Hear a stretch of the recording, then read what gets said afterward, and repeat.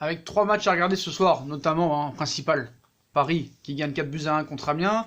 L'œil gauche sur la tablette en train de regarder le match de nos amis les Sardines contre Nîmes. Et à gauche sur le téléphone en train de regarder Lyon. Voilà, c'était une soirée riche en football ce soir. Donc on va parler de nos amis les Sardines qui ne lâchent pas et qui croient toujours au titre. Dans ces fêtes d'année, de fin d'année, Marseille croit au titre. Nos Sardines pensent espérer pouvoir peut-être gagner ce championnat de France. Parce que quand tu gagnes 7 matchs sur 8, quand tu prends 21 points, on va dire même 22 points sur 24 possibles, tu ne peux que jouer le titre. Malheureusement, tu as un monstre devant toi. Et la seule excuse des Marseillais est de dire « Oui, si vous n'aviez pas le Qatar, on serait premier avec beaucoup d'avance. Vous n'avez jamais fait ce qu'on a fait sans moyens à l'époque où vous n'avez pas les Qataris. » Donc voilà, très bien pour vous, c'est très très bien d'y croire. Mais le seul problème, c'est que, bon, bah, vous savez, à l'époque, vous avez tellement été favorisé par l'arbitrage, même à l'époque de Deschamps. Mais certes, tout ce qu'on peut vous envier, c'est d'avoir un bon coach. Voilà, un très grand coach. Et vous avez toujours eu la capacité de prendre des meilleurs coachs que Paris ou que Lyon. Ça, on ne peut pas vous l'enlever. Mais voilà, ne croyez pas trop au titre non plus. Certes, il n'y a que 7 points d'avance. Faut pas oublier qu'on a un match de retard. Faut pas oublier qu'on vous met au plus profond de la mer et de l'océan depuis 2011. Voilà. Et depuis que 2011, on vous bat, ça fait quand même maintenant 8 ans, on va attaquer la 9e année. Bah, la seule excuse, c'est que parce que nous, on a plus d'oseille que vous, mais bon, ça va pas empêcher des équipes comme Lyon, comme Monaco et beaucoup d'autres nous battre. Voilà, il n'y a que vous qui ne nous avez pas battus. Donc voilà, votre excuse, elle tient pas. Mais félicitations d'avoir trouvé un coach vraiment, pour moi, exceptionnel, parce que avec l'équipe que vous avez, être deuxième, même si cette Ligue 1 est d'une faiblesse abyssale, sur le papier, on peut espérer que Lyon, malgré leurs 2 blessures, ont un meilleur effectif que vous, ainsi que l'AS Monaco. Est-ce que Monaco va revenir? On dit toujours ça à chaque fois qu'il gagne un match. Malheureusement, ça ne revient pas, mais bref. Bravo pour votre coach. Voilà. Mais bon, faut pas rêver au titre non plus. Je sais que c'est Noël, le Père Noël, mais voilà. On sera malheureusement pour vous champion de France. Et on vous battra au Vélodrome comme d'habitude. Voilà, faut être précis là-dessus. Mais bon, on va parler du match en soi. Donc Marseille croit toujours au titre. Pour le dernier match de l'année 2019, nos amis les Marseillaises ont logiquement dominé Nîmes ce soir, les Crocodiles 3-1. Ce samedi à l'occasion de la 19e journée de Ligue 1. Donc dans une belle ambiance du stade Vélodrome, les Marseillais réalisaient une entame prudente avec le contrôle du ballon sur un corner de Payet, en forme en ce début de saison, on ne peut pas le nier. Gonzalez se procurait la première occasion du match de la tête, mais Bernardoni s'imposait, multipliant les vagues. L'OM pousse, comme depuis 8 ou 9 matchs, ça joue vraiment très offensif. Voilà, mais Bernardoni était encore impeccable sur une tête de Dario Benedetto, totalement étouffé. Les Crocos souffraient, mais parvenaient à résister grâce à une grosse débauche d'énergie. Bon après, pour être un peu sérieux, c'est vrai que le système de jeu et la façon de faire jouer Marseille, Villas-Boas est très très fort. Vraiment, moi je crois qu'il est... J'aimais pas trop ce coach, mais voilà, faut dire ce qu'il est. Même si c'est un championnat faible, on sait qu'il est entraîné en Première Ligue, en Russie. Mais voilà, franchement, ce qu'il fait avec Marseille, il faut le dire, c'est quand même pas mal. C'est quand même pas mal, voilà. Et quand même 7 victoires sur 8, c'est quand même pas à négliger. Donc sur un nouveau corner de Payet, toujours dans les bons coups ce soir, Bernardoni sortait encore le grand jeu sur une volée puissante de Valentin Rongier à la suite d'une ultime situation gâchée par Morgan Sanson, qui doit bientôt signer au Real Madrid. Le ton montait sérieusement entre les 22 acteurs, juste avant la pause, avec plusieurs accrochages entre les joueurs et des fautes à répétition. Ça n'arrêtait pas, c'était des matchs de catch, fight to fight. Donc dès le retour des vestiaires, Marseille parvenait à trouver la faille avec un centre de Dario Benedetto propulsé dans sa propre cage par Alacouche. Un peu de réussite Marseille, mais bon, il mérite quand même de mener au score 1-0 à la 45e minute de jeu. Dans la foulée, Payet pensait doubler la mise, mais ce but est refusé par la VAR pour un hors-jeu de Dario Benedetto. Donc malgré un relâchement dans le jeu, Marseille restait dangereux et Radojnik sur un contre ratait une énorme occasion avec un piqué mal maîtrisé devant Bernardoni. Donc c'est vrai que Radojnik depuis 6 ou 7 matchs est vraiment très en forme. Donc après un moment de flottement, l'OM se donnait enfin de l'air avec le but de Dario Benedetto qui poussait le ballon dans la cage vide après une intervention de Bernardoni devant Sanson. Donc 2-0 pour Marseille à la 65e minute de jeu. Après, soi-disant, logiquement profitant des espaces laissés par les Nîmois, les Marseillais tentaient d'enfoncer le clou, mais manquaient de précision, notamment dans le dernier geste, avec beaucoup d'occasions ratées.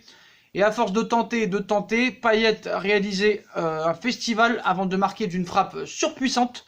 3-0 à la 81e minute de jeu, avec un bonnet de Noël pour sa célébration. Le Réunionnais offrait un joli cadeau pour les Marseillais, voilà. Malgré la réduction du score de Briançon à la suite d'un gros travail de Ferrat, pas mal sur ce but. à la 92e minute de jeu. L'OM empoche un succès logique hein, et finit l'année 2019 sur une bonne note. Donc que dire sur Marseille, c'est pas vraiment un jeu de passe, c'est vraiment un jeu je dirais pas à l'époque comme Bielsa ou comme Guéret, mais c'est un jeu vraiment quand même passionnant, il faut le dire. Voilà, avec de petits moyens, de petits joueurs, ils arrivent à faire quelque chose et avoir un style de jeu. Donc c'est vrai qu'ils donnent beaucoup sur le terrain, ça court, ça attaque, ça presse.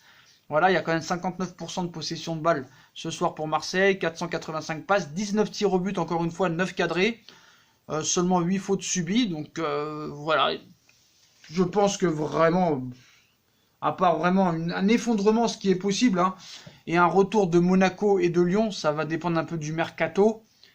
Je pense que voilà, Marseille finira deuxième, faut être très logique là-dessus. Hein, donc malheureusement pour nous, Parisiens, on va devoir les voir en Ligue des Champions. Bon, ça fait tellement longtemps qu'ils y sont pas que ça va leur faire plaisir.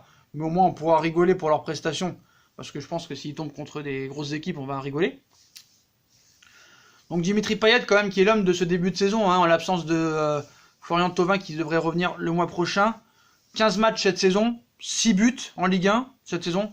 Donc il a réalisé un premier bilan assez acceptable. D'ailleurs il en a parlé après au micro de Canal+, hein, où il cite sur le plan personnel, c'est vrai que malgré les 4 matchs de suspension, il est plutôt satisfait de sa première partie de saison, mais ça reste seulement une première partie de saison. Collectivement, il va falloir attaquer fort en janvier et en février pour continuer sur cette année. Au départ, ils n'étaient pas parmi les favoris pour cette position de deuxième, mais sur le terrain, on a montré qu'on est à notre place, on est seulement à la moitié, il faudra continuer. Voilà. Il a été nommé homme du match, 8 sur 10, voilà.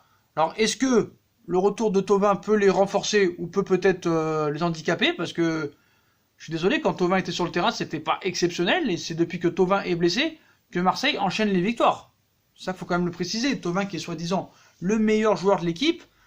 Voilà. Donc après, Marseille, ce qu'il peut espérer, c'est qu'ils n'ont pas beaucoup de matchs. Hein. Voilà, à part la Coupe de France et le championnat, ils n'ont rien du tout. Donc leur calendrier sera assez léger. Je pense pas qu'ils vont recruter au mercato, mais voilà, normalement, si ça se passe bien, je vois pas comment ils peuvent pas être dans les 3 premiers cette saison. Sinon, vraiment, là, ça voudrait dire que vraiment, là, ils se seraient effondrés. Hein, voilà. On se rappelle à l'époque de la saison 2014-2015, notamment avec Bielsa, vous avez fait une première partie de saison incroyable. Vous avez fini champion d'automne devant le Paris Saint-Germain, Lyon et Monaco. Ils s'étaient complètement effondrés en deuxième partie de saison, alors qu'on les croyait sûrs et certains d'être dans les 3 premiers. Ils ont fini 4e. Voilà, ils avaient fini 4e, rappelez-vous, hein, les supporters marseillaises, avec Bielsa, hein, première partie de saison incroyable, hein, du beau jeu, de l'attaque, ça a enchaîné les victoires, ça avait fini premier devant Paris et Lyon. Hein. Et là, on parlait pas de budget, tout ça et tout. Hein. Paris avait autant le même budget que maintenant. Voilà, Lyon avait une grosse équipe aussi. Et voilà, cette année-là, on croyait même que Marseille pouvait le faire, même devant Lyon et Paris. Et malheureusement, ils se sont effondrés en deuxième partie de saison. Alors qu'ils n'avaient pas non plus de Coupe d'Europe, qu'ils avaient été éliminés assez rapidement de la Coupe de la Ligue. Donc c'est un peu le même système. Donc on va voir si ça fait exactement la même chose qu'il y a 5 ans, ou est-ce que Marseille va continuer dans sa continuité de victoire et de jeu. Mais voilà, ne criez pas victoire trop vite. On a vu que Marseille, des fois, faisait des premières parties de saison exceptionnelles, et qu'après, ça s'arrêtait net. Voilà, il va falloir subir aussi la pression. Parce que, voilà, on n'est pas à l'abri, il faut dire la vérité, on n'est pas à l'abri, Paris, de peut-être faire un petit match nul par-ci par-là. Et eux, il faudra qu'ils trouvent un petit peu l'homogénéité de gagner ces matchs. Mais voilà. Donc, après, voilà, moi, nous, hein, on est parisiens, on est pro-parisiens, on est supporters parisiens, on s'en fout un petit peu. Mais voilà, moi, je tiens à préciser et je lance un message aux dirigeants du Paris Saint-Germain. Ce genre de coach-là, c'est quand même assez pas mal. Et Marseille a toujours eu plus de mérite au choix des coachs que Paris ou que Lyon même. Lyon, dans les choix d'entraîneurs, ça n'a jamais été phénoménal. Hein. On a vu des Le Guen, des Genesio, Silvino, Garcia. Voilà, depuis Gérard Rouillet, c'est pas terrible hein, au niveau des coachs. Hein. Puel, qui avait un budget incroyable, n'a pas réussi. Donc voilà, faudra voir un petit peu comment ça se passe du côté de Marseille en deuxième partie de saison. À voir si ça va continuer ou vraiment si ça va s'arrêter complètement. Après, Villas-Boas a parlé en conférence de presse. Il a dit que c'est une victoire très importante. Hein. On distance, il a dit qu'il distançait Lille, battu à Monaco 5-1 quand même ce soir. Mais pas Rennes, hein, vainqueur contre Bordeaux 1-0.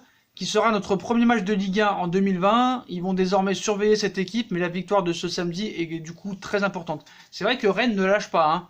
Voilà, Rennes maintenant va tout mettre pour le championnat. On oublie un peu de parler de Rennes, eux aussi c'est pareil, hein, tous les ans un petit peu des bonnes premières parties de saison et ça s'effondre.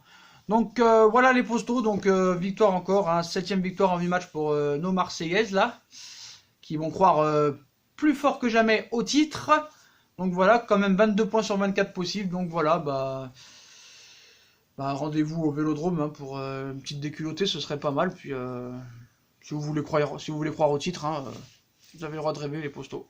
Voilà. Les Marseillaises, pardon, parce que les postos c'est nous. Voilà les postos. Pour les supporters parisiens, dites-nous en commentaire ce que vous pensez de Marseille. Est-ce qu'ils peuvent aller nous chercher Est-ce que c'est possible par miracle? Puis nos amis marseillais, n'hésitez pas à commenter comment vous trouvez ce première partie de saison, la qualité de votre entraîneur, de votre jeu, voilà. Puis comme d'habitude, hein, on like, on partage, on s'abonne, on nous suit sur nos réseaux sociaux, on nous suit sur Utip. Les Marseillais, vous avez le droit de faire des petits dons ou des petites pubs. Hein. Vous pouvez regarder des pubs gratuitement hein, pour aider un petit Parisien seul au monde. Voilà les postos, je vous souhaite une très bonne vidéo à tous et à très vite pour une nouvelle vidéo. Tchuss.